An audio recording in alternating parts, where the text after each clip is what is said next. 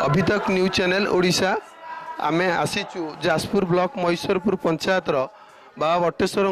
पीठ को आज जागर यात्रा कौन ये जागर यात्रा पर जो दीप जला होपर कौन रही आम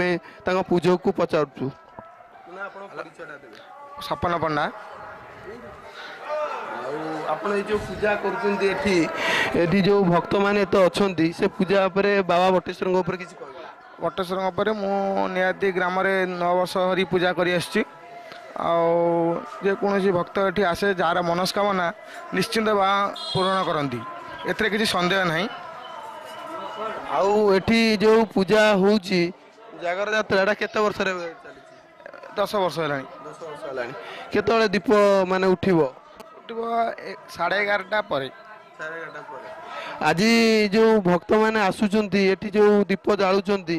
आउ ये भक्त मानकर की समस्या होची ना भक्त मान किसी समस्या नाई टे विशृंखला हेले भी सुधा आमर पिला माने अछंती तांको सुरक्षित दवा पई किसी असुविधा नहीं। अच्छा भक्तों को आम पचारिबा ए संबंध रे किए के कोई भी